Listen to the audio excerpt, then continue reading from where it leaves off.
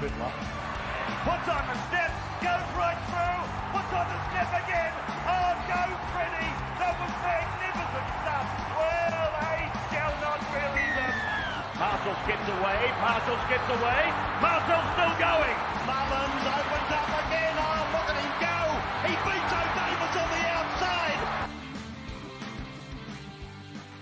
Hello and welcome to a very wonky, weary-legged start to the Voluntary Tackle, the only NRL podcast prepared to sell Todd Burns boots to Novak Djokovic in the hope it will make the tennis ace much slower. Today on the show, we're not entirely sure what we'll talk about, but you can bet it will be a heady mix of rugby league, World War II dictators, all rolled into an 80s sitcom smelling souffle. I'm your host, Aimon Brown, and while the show waits for Xander Risotto to be officially deported from Italy to rejoin the team, we're becoming a duo tonight, and one more powerful than Tonya Harding and the bloke she paid to bash Nancy Kerrigan. A big warm how you going to my manly man mate, Mario. Sorry, I was trying to think of another M word and I couldn't. How you going? Well, M words are better than N words, so I think you chose the right consonant anyway. That's right. I will never, ever say the words Nelly Furtado on this podcast. I've drawn a line. I'll never do it because I think it's offensive, frankly. Because she might eat you? No, because she'll fly like a bird again, and Okay. no one wants that. I tell you what, she is one of those artists for me, Mario. Yes, I'm going on an early tangent. That should never have been famous and was extremely famous for about 3 months. And that was 3 months too long, as far as I'm concerned.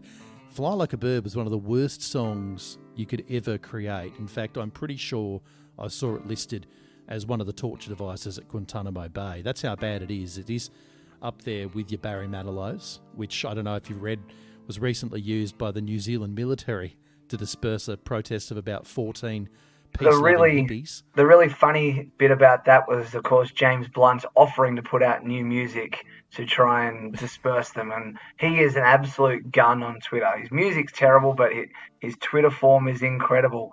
And you talking about Nelly Furtado, you say that I'm Like a Bird was a terrible song, but the follow-up single was worse, Turn Out the Lights. Someone should have bloody done that to her. I know, just flick the switch and let her flatline. If she actually put a song out, a third one, which was essentially a metaphorical version of her own musical death, I probably would have listened to that incessantly. But because she never did that and continued to make albums, I continue to hate her. Fair enough. I mean, she was eminently hateable, so I think we're on the same page. I'm with you with James Blunt, though. That man is a legend, although I can't agree with you on all of his music. I actually like some of it, so much so that I've actually been to a live performance at the Horden back in the mid-noughties. That's right, I was a bit of a rebel back then. I really saw a lot of the risque bands as a youth. I was in the James Blunt mosh pit, if you believe. And, he actually had some pretty good songs about anti-war, some good political messages, Mario. And I was moshing to Grinspoon and Pennywise and the Meanies and Magic Dirt and such, and you were bopping away to James Blunt's, probably with tears streaming down your face, I imagine. Definitely, and I did hang in for a bit of Craig McLachlan and Check 1 2, just to finish me right off. But look, I know... Old shout-out. That used to be from the old intro, didn't it? A bit of mention of Craig McLachlan and Check 1 2. Felt like I had to throw it in. Well done. Especially now that he hasn't been vindicated, has he? But I was going to say he's a free man now. He was never arrested. What about his singing? A bit of Hey Mona. A bit of fan of that one, were you?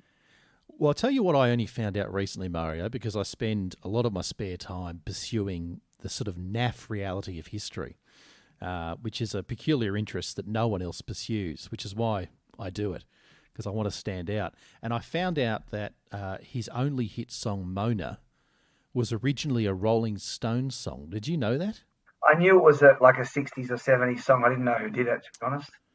It was only the fucking Rolling Stones. And here I am as an idiot in the fucking 90s, as bopping around as a 10-year-old going, yeah, this song's all right, when really all he's done is stolen it off the Stones. I know he probably paid them a royalty. I'm not saying he's a plagiarist. But what I'm saying is his whole career is known for a song that he didn't create. So not only is a one-hit wonder, he's a one-hit plagiarist. I mean, that almost happened to Shannon Knoll, didn't it? I mean, how many people remember the moving pictures these days? Not many. Whereas you hear the song "What About Me," people would instantly associate that with Shannon Knoll. Exactly. And they particularly associate the song Drive with Shannon Noah because he's done a number of hit and runs while he's been pissed off his tits. So, that's the funny thing about music. It does sort of stick to the artist in that way, or in the way that a poor pedestrian would stick to his bumper bar, depending on what hour of the night it is. But look, I know we're drifting. We're a rugby league podcast, Mario, and we need to give the punters what they want. It's been a little while. I got to say, I'm a bit rusty.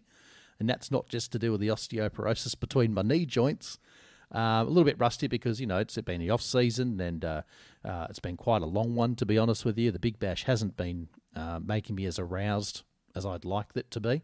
Normally I sit there between overs and I'm relatively hard, but not so much this season. So I've been really looking forward to the rugby league. So I've been trying to catch up and dose up on it as much as I can, trying to get the really big injections in, a bit like I'm Heath Ledger with heroin playing the Joker. I'm really just taking in too much of it. Trying to OD on it. So it has been a little bit difficult for me. And the result of that is I haven't really got a schedule for us today. So I thought what we'd do is I'd bring up articles on the fly and we could just talk about them live in a very TVT fashion. And I am going to let you get a word in edgeways. But before I do that, Mario, I need to do a bit of a tradition because I need to... There we go. Just open up another can of Great Northern, which I'm only having one tonight because it is a weeknight. And also I'm coming back from a bout of gastro. So this could be a podcast version of suicide happening in front of our eyes or in front of our ears. A special shout out to Lion Nathan if they're wanting to sponsor the podcast where our bank books are open.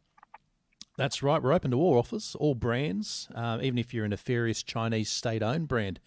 At this point, just trying to pillage people's data in search of world domination. We're a humble rugby league podcast, but we will take any currency.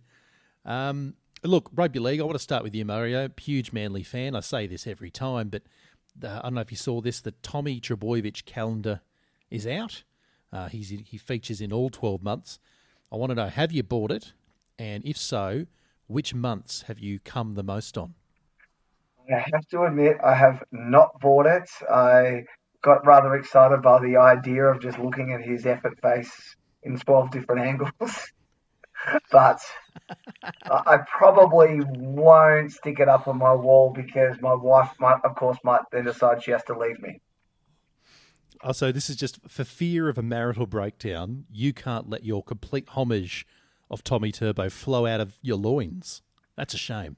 Oh, it's more me knowing I can't compete to his absolute perfection. Do you think that you try to use the same effort faces during intimate moments with your wife, for example? Do you think that it is the effort face that takes his rugby league game to a new level? Because I thought it was more about his athleticism and sheer talent.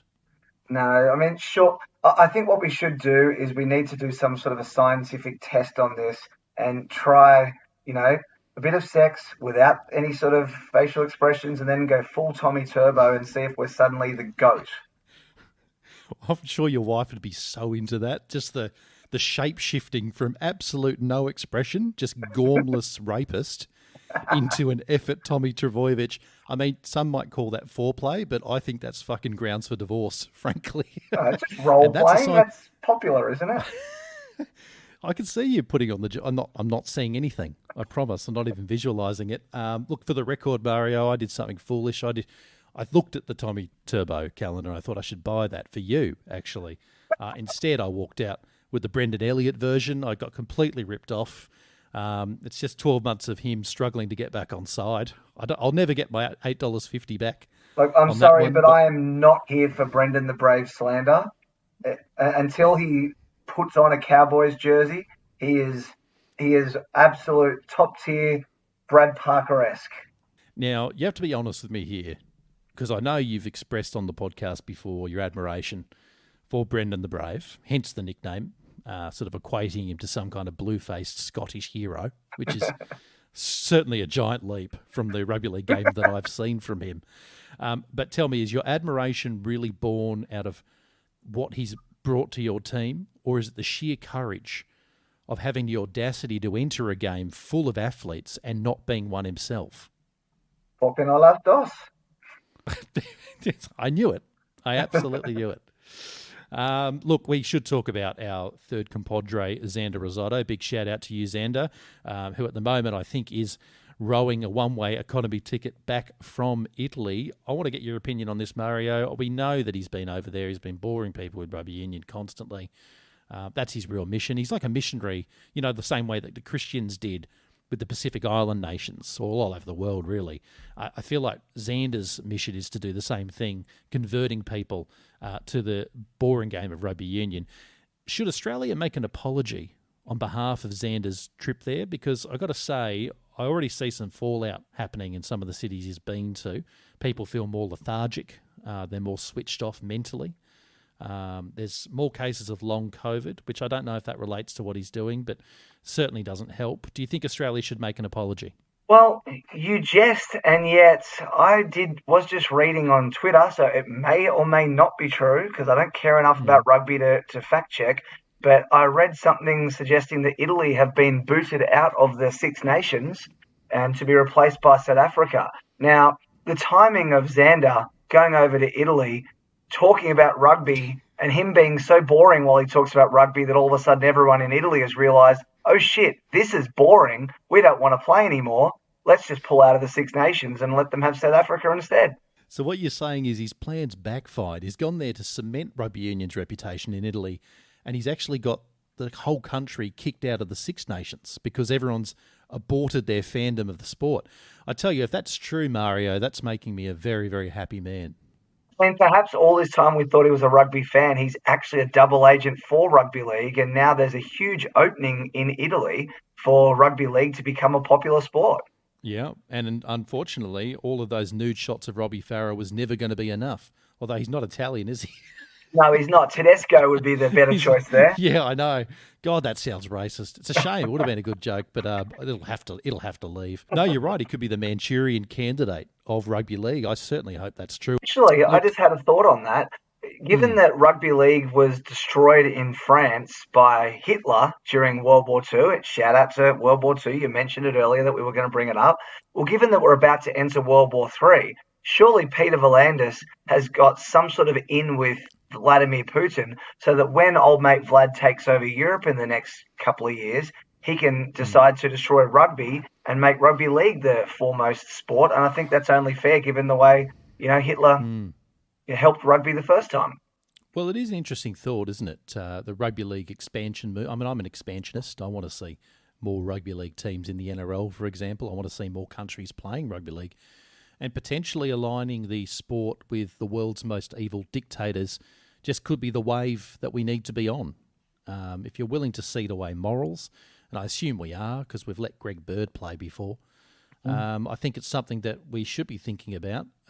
Obviously, Putin would be at the top of the list. I think you've got to, see if you can get in the pocket of Xi Jinping, maybe see if they can release some Uyghurs to make a reserve grade A-League team. Look, half of Africa's full of despots, and they're great athletes. I think they'd be very good rugby league players. So, how about Kim Jong-un? He could be perhaps, the world's greatest rugby league player. I'm sure he would tell his people that was the case. Look, I'd love to see Kim Jong-un just take a hit up in an Origin match. He's got that robust frame that I know would look good in motion, especially when he was ironed out by someone like Josh Papali'i. I was going to call him George Tafua. I told you I haven't watched the game in a while. It would be interesting to see a world dictator actually play the game. And I don't know if you know this, I do follow a lot of his propaganda channels online, Kim Jong-un, and the number of sporting claims that man has made, that his country is led to believe is true, is amazing. Apparently, he is the world's number one golfer.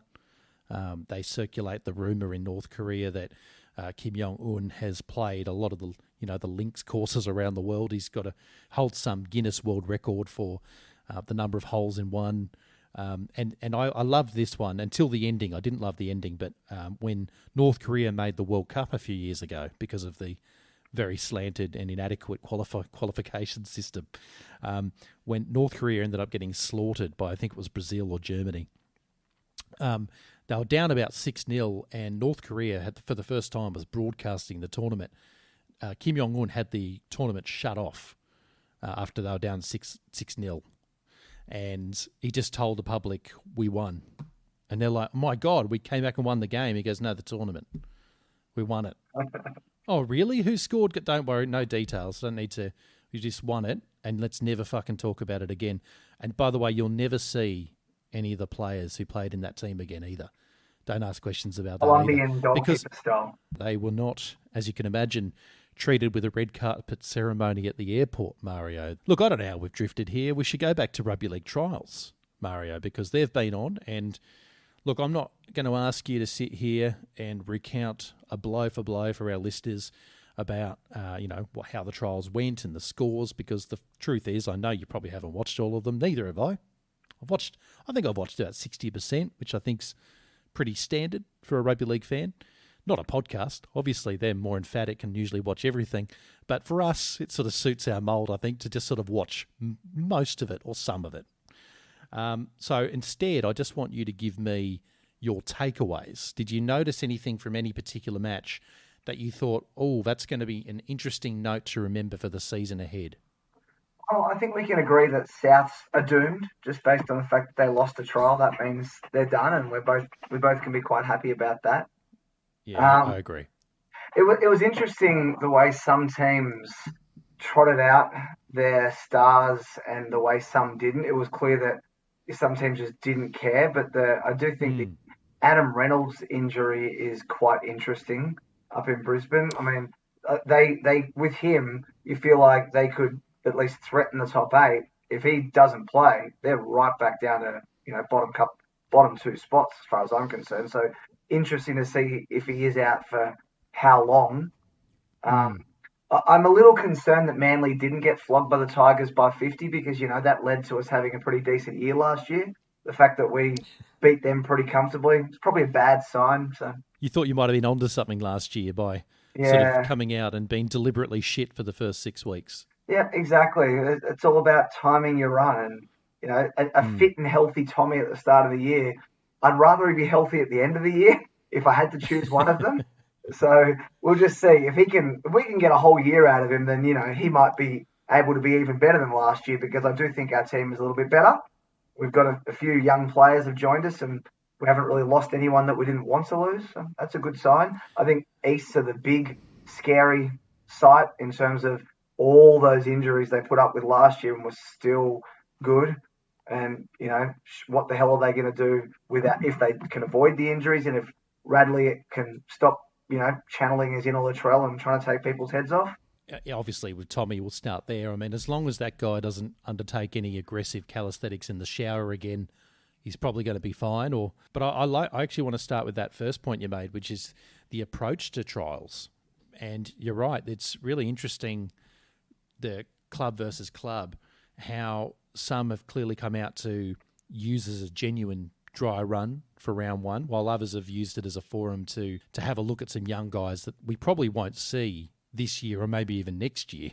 And so as a viewer, I didn't know probably 35-40% of the players that I watched during the whole trial round. But I think the most impressive game for me was the Brisbane Titans game. If I was to have one takeaway, it would be that both of those Queensland teams are back. And we know that Queensland have been in the doldrums in the NRL in the last couple of years, coming from their sort of high Cameron Smith period to this rebuild phase. I really liked what I saw. I know that both those teams brought out stronger teams than a lot of the others did for the trials, but I thought the shapes for the Broncos were completely different to what we've seen in the last couple of years. I thought the commitment to defence was completely different. We actually saw some variation in attack, which, we should be seeing more of from every club. But I thought clearly Kevin Walters has gone away, and I've been one of his biggest critics, to be honest. I didn't know. It's a big test for Kevy on whether or not he has the chops to be a regular first grade coach. I think he could. I'd always had the impression that he could get away with being a rep coach, which is a very different gig. Just trying to whip a bunch of talented players up for a really limited time is a completely different skill set. as opposed to all of the culture and development aspects that you have to deal with on a week-to-week basis, as well as the intense, never-ending media scrutiny, etc. But I really liked what I saw from that team, and I feel like he's really sat down and gone from square one again in the off-season.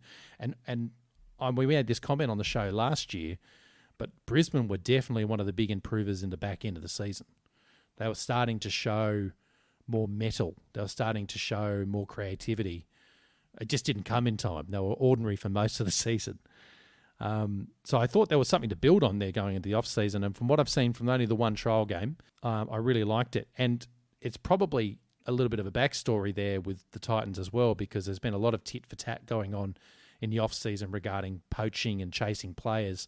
So in a way, that trial felt a whole lot more like an NRL first-grade game and less like a trial because it felt personal. I think with those two teams, there's a few positions still up in the air that we're not 100% sure where people are going to play. So I think the trials was certainly a case for both those teams of let's move things around, let's try different things and see who looks like they're fitting with whom and give ourselves an idea. Same goes for teams like probably the Dragons. You'd say the Raiders, just because of that Harley Smith-Shields injury, they probably then were forced to play a few players here and there, like having Chard Nickel Clockface in the centres was not exactly what we would have expected, but they've got, Xavier Savage looking really good at the back. And so he was impressive, wasn't he? Yeah, there's a few positions like that. So will that be the case round one? Will Xavier Savage be the guy at number one, or is he still actually going to sit and wait?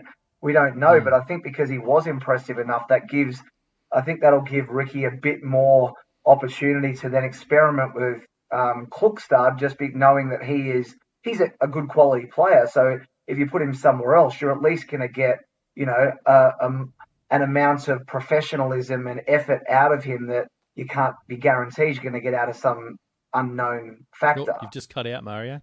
Yeah, Klukstad offers a bit of professionalism that you're not going to get from some random person. At least it's more of a known quantity. You don't want to start round one with 6-7 brand new players all trying to work themselves out. If you can have a bit more stability to let a few new players come in and shine with a bit more confidence of what's around them, I think that's what most smart coaches would be looking for to start round one. I mean, not everyone wants to win every single round one the way Bellamy does. I mean, everyone wants to win, but I think a smart coach knows that it's not that big a deal if you lose round one. You want to win, in October more so than in March. Yeah.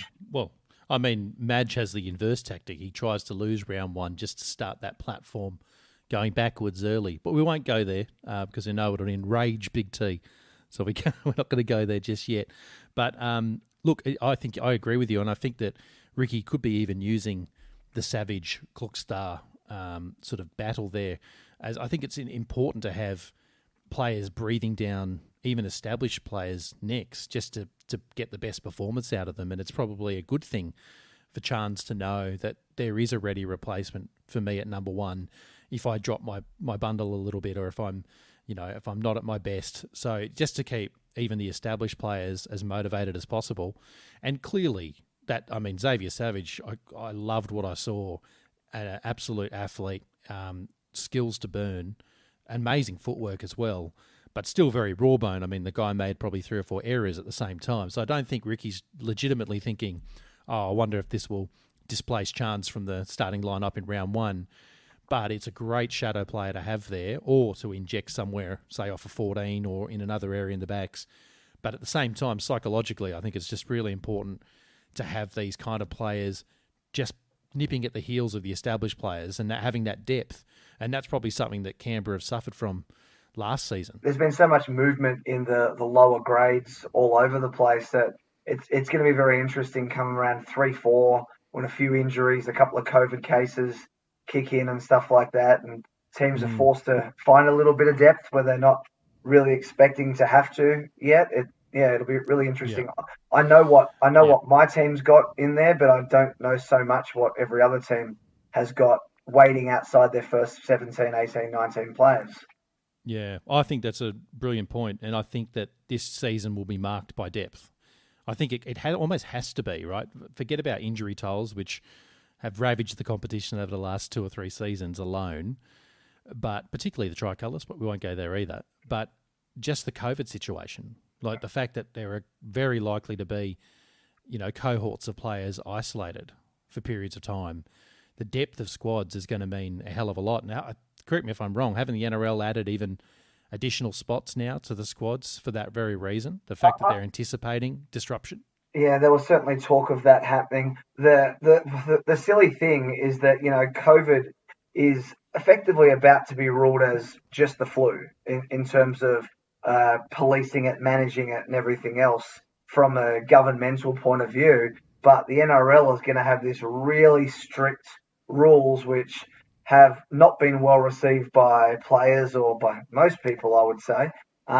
Just basically expecting the players to just live in isolation almost permanently. And I know I believe it was just this week, they relaxed those rules a tiny bit, said they're allowed to go out with one other player to the movies and to restaurants, but you can't go in big groups, something along those lines to try and limit the spread. Because I suppose even if you say, oh, fine, it's just the flu, but if it's a flu that people are going to get more often and are going to be put out of the game relatively frequently compared to the regular flu where, maybe having a decent immune system will allow you to avoid that anyway to some degree. Maybe it is probably quite smart, and maybe the difference between the best teams and the worst teams this season might have more to do with how much the players buy into those rules and abide by them. If you can't see a team like the Dragons abiding by those rules based on the whole barbecue thing. They don't give a fuck. They're just going to do whatever the hell they want. You had to go there. You couldn't resist. And, all the anti-vaxxers in Canberra, although Manly have got a few, I'm sure most teams have got a few, even if they've all been forced to go and get vaccines, a lot of them. I believe even the suggestion is that, Nelson Asofa-Solomon has got his now, unknown about Jason Taumalolo.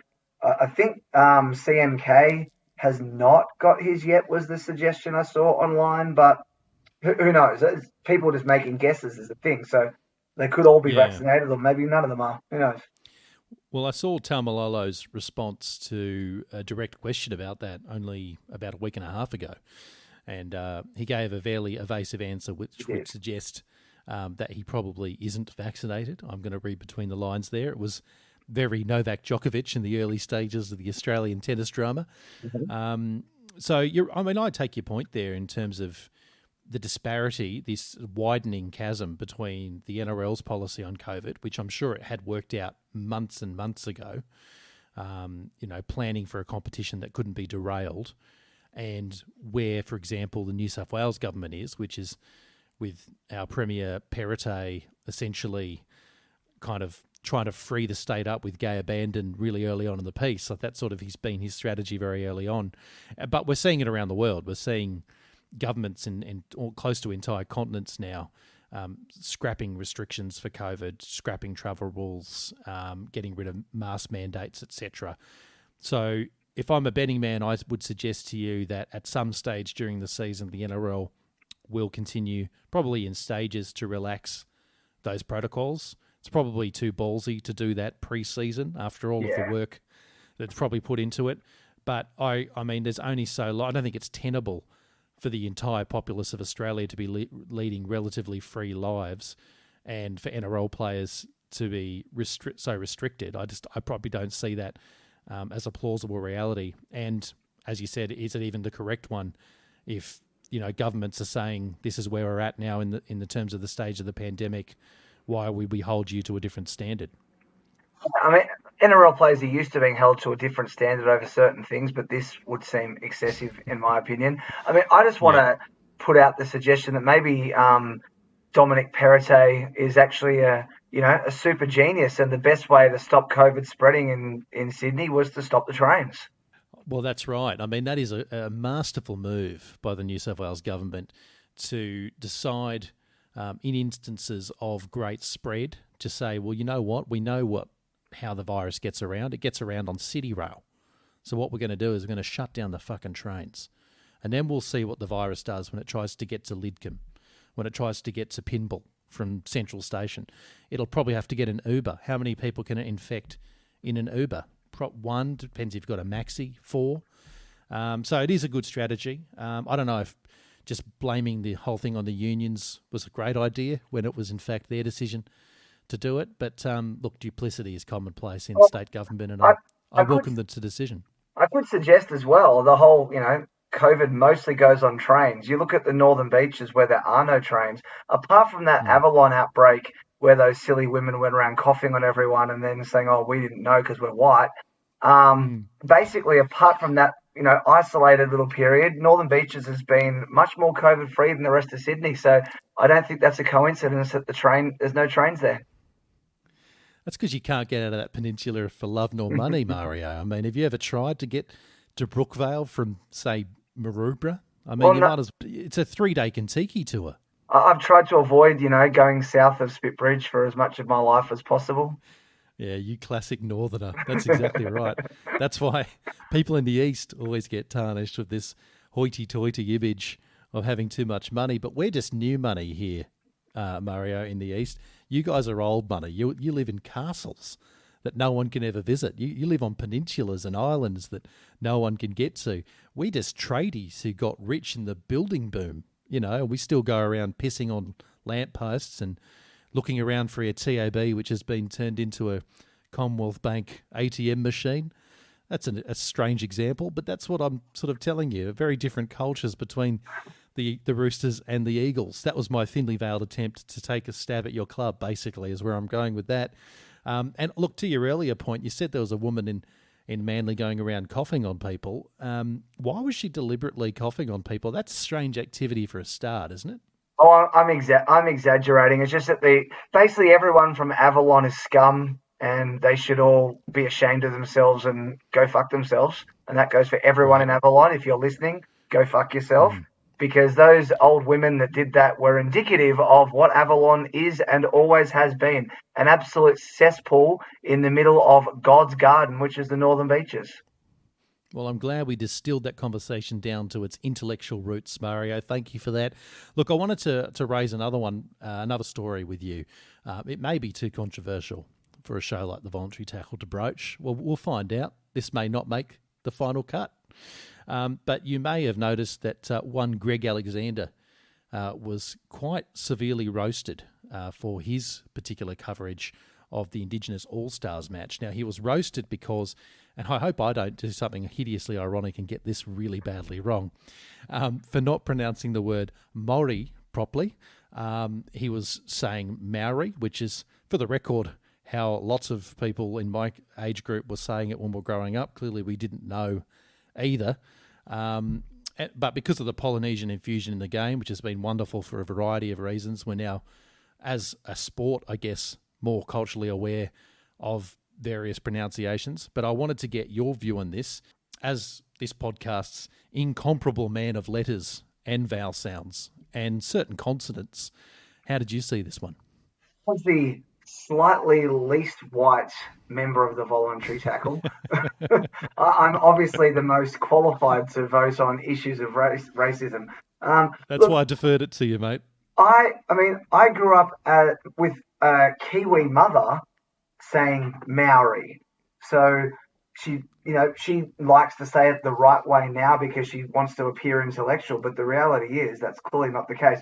What I have a bit of a question over this, I get how we want to pronounce people's names properly. I do understand that. If people say, I want my name pronounced this way, to me, it's just good manners to pronounce it the correct way. Now, that being said, if someone with an Italian accent says, Aimon Brown, then that's not the right way to say it, but it's the way they say it because of their accent. Now, what is it us just being ignorant?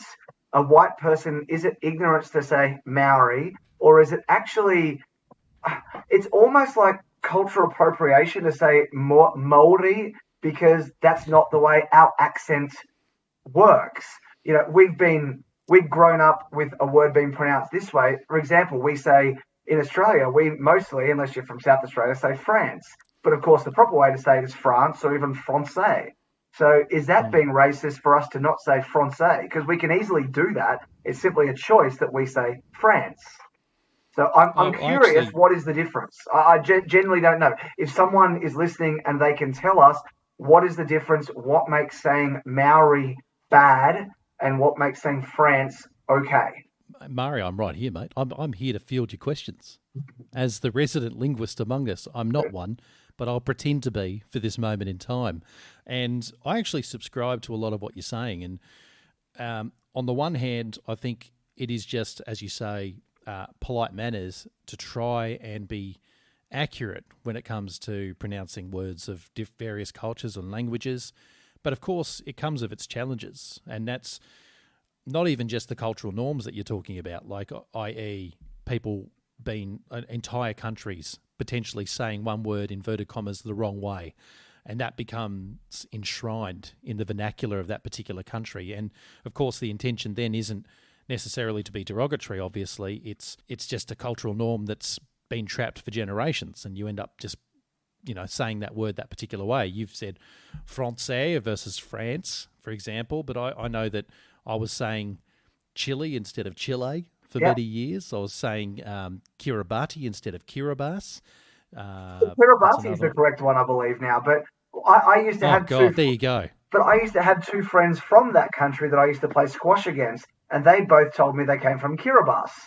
So is the correct way Kiribati or Kiribati? Everyone seems to say Kiribati now, so I'm not sure.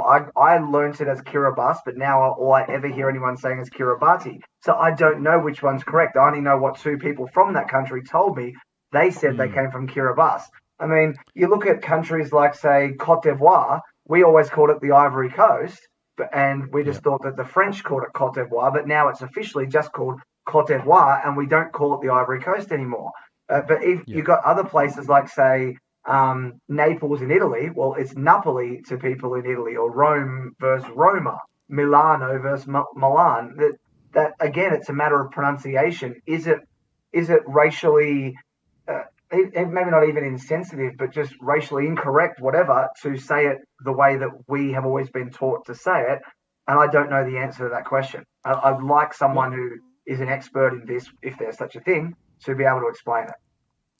Look, again, Mario, I hate to labour this point, but I'm here, mate. I'm here to I'm here to explain your grievances, fill in the gaps of language or life or politics or whatever it may be.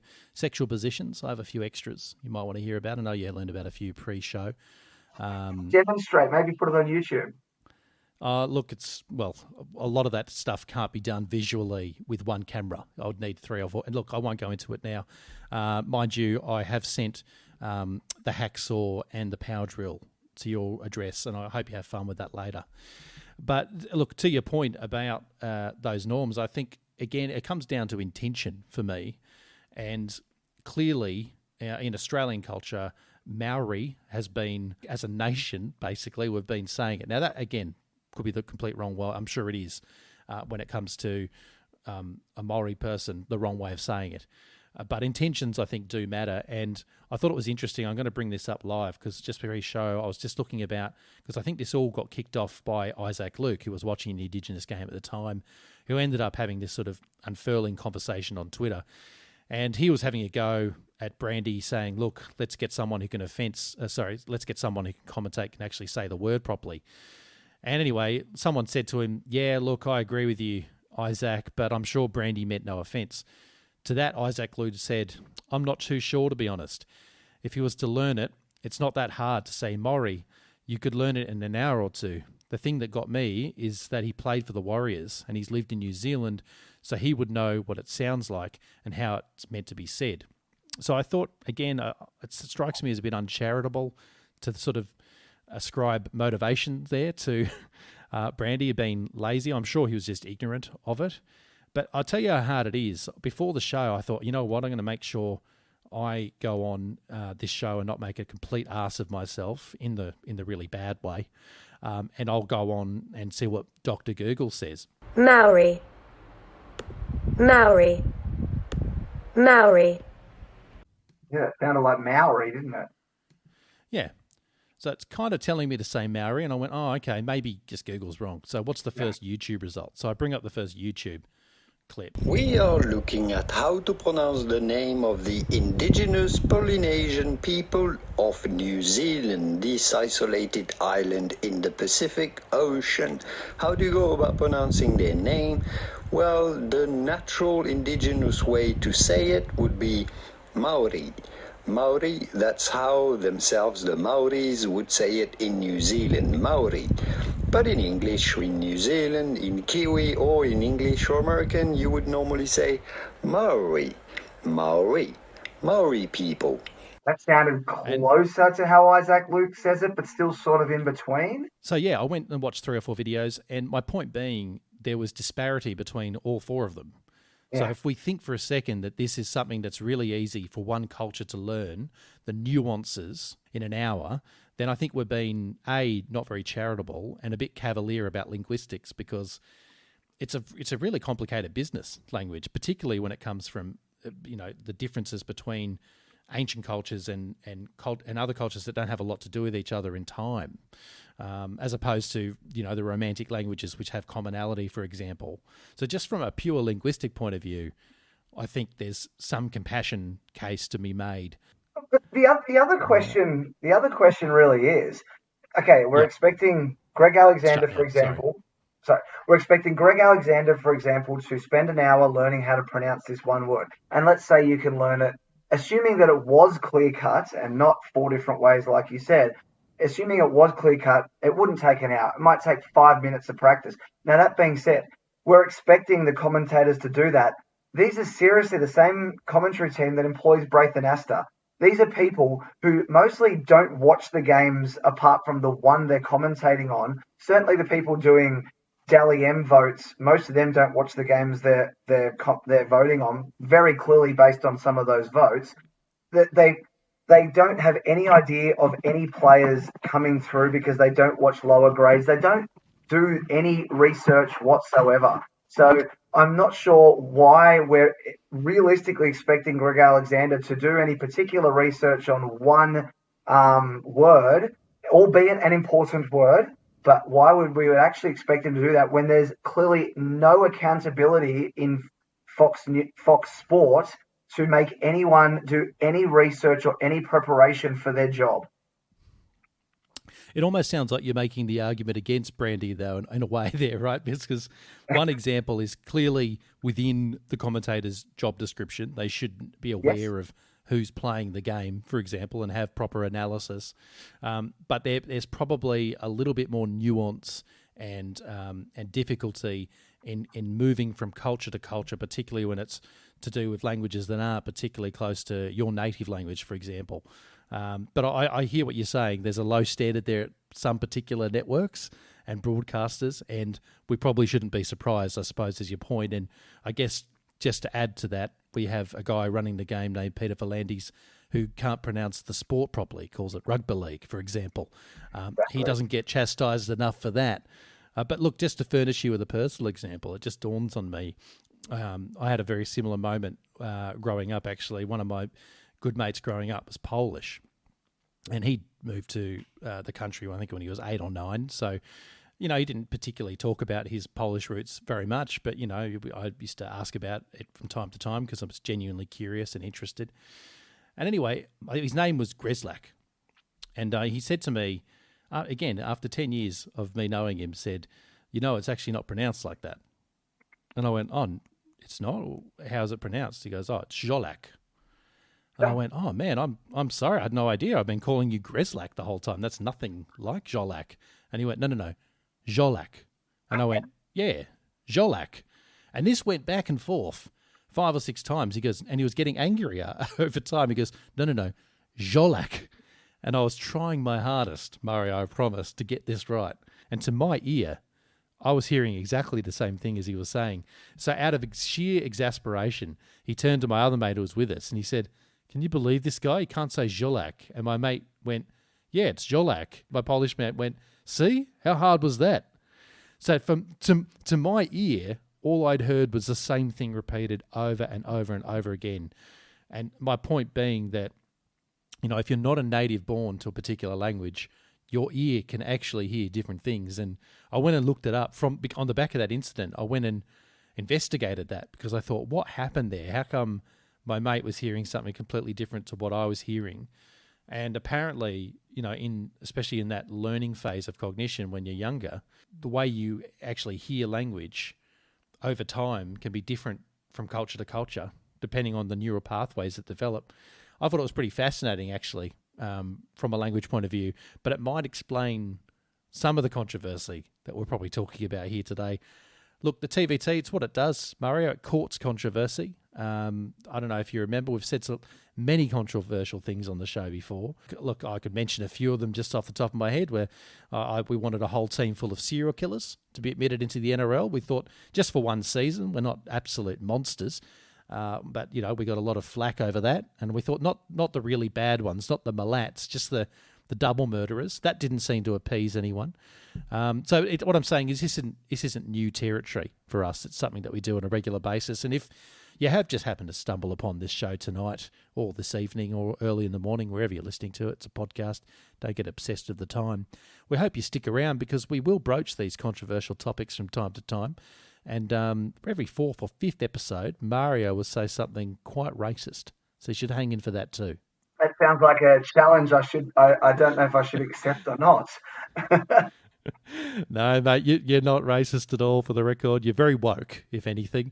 Look, we did have other topics here to tackle that I've got open as tabs, Mario, but I think the time's gotten to us, mate. I should say to prospective listeners that we will be doing a proper pre-season show where we do some review of the teams going into the 2022 season. We'll have our colleague back, Xander Risotto, in that time. But before that takes place, Mario, do you have any final thoughts for our listeners? I'm excited about the NRLW being about to start. I can't really pick a team with mine not involved, but I'm sort of somewhere between Knights and Parramatta as the teams I'm least offended by their existence. But when can you tell me a little bit about, in terms of when that kicks off and the duration of the Oh, season? look, I could be wrong, but I think it's this Friday night because they've named team lists just yesterday. Great stuff. And will it run for the first third of the season? I know they're looking to lengthen. Yeah, well, they've got the extra teams this year, and so they'll be playing. I guess it must be 5 weeks and then 2 or 3 weeks of finals. I don't know those exact details. I've not.